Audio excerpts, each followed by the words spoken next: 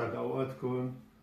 مرحب بكل العازفين واللي بيحب كمان يتعلم العزف واللي عنده هواية العزف. بنشجعكم كمان كتير إنه تتابعونا على القناة، نتعلم سوا ونتعلم العزف. بس بداية في هذا الفيديو رح أتكلم شوي عن الفيديو رونالد A.A. زيبن، يعني هي بالألماني طبعا هيك بنسميها رونالد A.A. زيبن. رح نشرح كيف يعني جهاز رائع جدا وسهل كتير، وبالحلقات القادمة كمان رح نتعلم الموسيقى أو العزف على الكيبورد. فأتمنى الكل يتابعنا، ورح نشرح اليوم في بعض يعني القليل عن الرونالد A.A. زيبن. رح نشوف نبدأ بالتشغيل، إنه شوف كيف سرعة التشغيل، يعني ما بيطول، تعد لل 18 ثانية 20 ثانية الجهاز انفتح، الجهاز اشتغل. يعني أسرع جهاز بالتشغيل أبدا، يمكن ما بتلاقي يعني بالسوق أسرع جهاز بيشتغل بهذه السرعة. هذا هو رونالد A.A. زيبن. طبعا في شاشتين، هذه الشاشات بيسهل عليك القراءة، بيريحك يعني بالعزف كتير. عنا 156 زر، يعني كل هدول بيسهلوا الأمور عليك، أنت ما بتتعب أبدا. بدك تعزف أي شيء بيكون أنت مهيئه مجهزه، ويعني يكون كل شيء قدامك، ما رح تتعذب أبدا. ليش؟ لأنه كل الخانات واضحة وموجودة، الإيقاعات، الأصوات، اللوحة التشريق، الربع تون، يعني كل هذا الشيء رح يفيدنا في سهولة العزف. طبعا حتى إذا ما كان عندك كيبورد من هذا النوع، أنا بشجعك أنك أنت تتعلم. بس أنت أخذت إيدك وأخذت خبرة، أي جهاز رح تعزف عليه، أي كيبورد رح تعزف عليه. مو مشكلة إنه شو نوعية الكيبورد، لكن أنا عندي هذا الكيبورد يعني سعره مقبول جدا، سعره ما هو كتير غالي، لكن فيه ميزات حلوة ورائعة كتير. يعني مثلا على سبيل المثال رح نبدأ في هذا القسم. هاي الأزرار كلهم فيه إيقاعات، وهون بنشوف كمان لوحة التشريق، فينا نشغل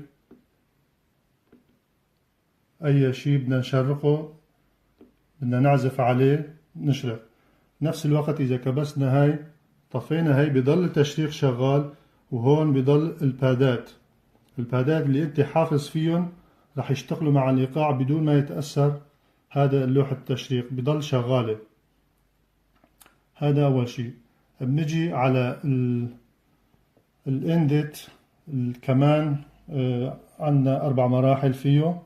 عندنا الوان تاج، هذا كمان تقدر تحفظ فيه أصوات، تقدر فيه تحفظ فيه إيقاعات، تقدر فيه تحفظ فيه أصوات وإيقاعات مع بعض. هون لوحة التحكم بالصوت، هون عندنا طرف الإيقاع، وهون طرف الأصوات، يعني الباس. كل شيء هذا بنتحكم فيه حسب ما نحن بدنا إياه، نعليه أو نفتحه كتير، أو نتحكم فيه بكيفنا. بالجهة الثانية في الشاشة الثانية كمان، طبعا كل زر أحمر بيعني إنه هذا الشيء موجود فيه شيء، يعني هذا الشغال. هذا الأزرار طبعا لما أي زر تكبسه بيكون يعطيك لسهولة القراءة. شوفوا كيفية يعني الأصوات اللي قدامك. بالإضافة إذا نجي على هذا الطرف كمان، في أقسام مثلا البيانو أو الأكورديون أو الزاكس أو أي نوع أو أي آلة موسيقية الأصوات تبعتها موجودة.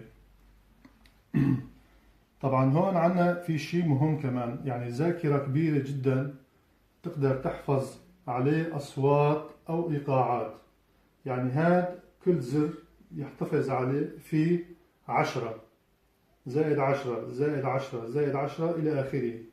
يعني إن كان أصوات أو إيقاعات أنت بترتب هذا الشيء على كيفك، أنت بتتحكم فيه على كيفك. أوكي.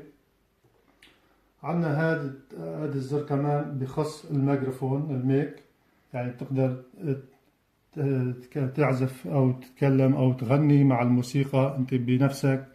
عنا السامبليك كمان شيء حلو، أنت تقدر تضبط إيقاعات أو أصوات أنت تصنعها. هون كمان بهذا الزر تقدر تحفظ الأصوات الخاصة فيك لسهولة العزف، يعني مباشرة تنقل عليه وبياخدك على الشاشة وتختار الصوت اللي أنت تريده بسرعة. هذا هو بالمختصر نشرحه اليوم. عندنا كمان السبيكر في 2 ضرب 10 وفي 2 ضرب 12 واط موجود. يعني جهاز صوته رائع كتير وحلو كتير، وبتمنى انه مو المهم يعني الجهاز، في اجهزة اغلى كتير، في اجهزة الثمن غالي اكتر، لكن مقارنة بالسعر هذا يفوق يعني الوصف. يعني سعره مناسب جدا، ولكن فيه ميزات وتقنية حلوة ورائعة جدا كتير. اوكي، نشكركم جميعا ونتمنى أن تتابعونا في الحلقات القادمة. رح نتعلم سوا كمان العزف، رح نشرح أسماء المفاتيح، رح نشوف من شو بتكون، من شو بتألف، من شو إلى شو بتقسم. كل هذا الشيء رح نشرحه مع بعض. تابعونا وشكرا لكم جميعا.